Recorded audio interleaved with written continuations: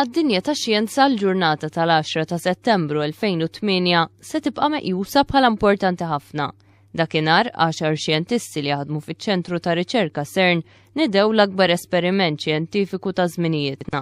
Permezz ta' magna ġiganteska li nbniet taħt l-art, partiċelli materjali kienu sparati kontra xulxin fuq distanza ta' 27 km b'veloċità qawwija kważi daqs dik tad-dawl.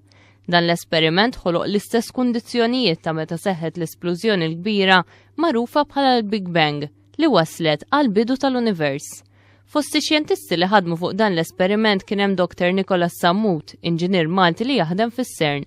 Ftit aktar minn sena wara, Nicolas Sammut jitkellem ma' Newsblog dwar din l-esperjenza.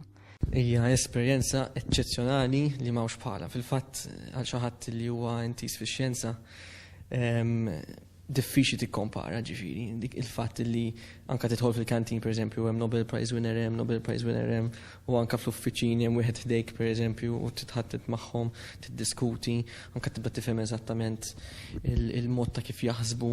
Tiddiskuti wkoll ma' grupp ta' xjentisti huma fost l-aqwa fid-dinja. Għandek il-makkinarju li qed tibni int stess, qed tittestja int stess, qed tara l-esperimenti li huma fost l-iktar avvanzati li hemm.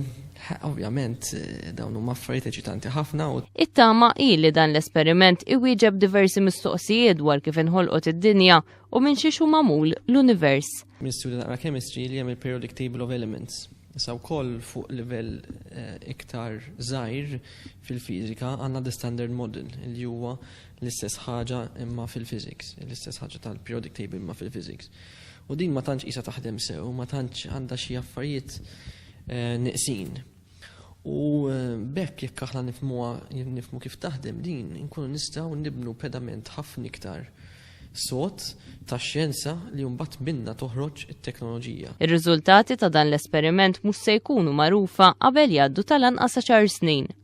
Il-ħolma tal-inġinier Malti hi li pajjiżna javvanza f'dik li hija teknoloġija u xjenza. Waħda ħolma tiegħi hija illi bħala chairman tal-Malta Council for Science and Technology il-profil tax-xjenza f'Malta jitjieb u permezz tal-ħidma tagħna insomma bħala kunsill u kif ukoll bin-nies li sapportjawna bħal pereżempju naħdmu mal-Maze, naħdmu wkoll maċ-Chamber of Scientists, naħdmu wkoll ovvjament mal-Università, naħdmu wkoll mal-industrija, ħafna kumpaniji.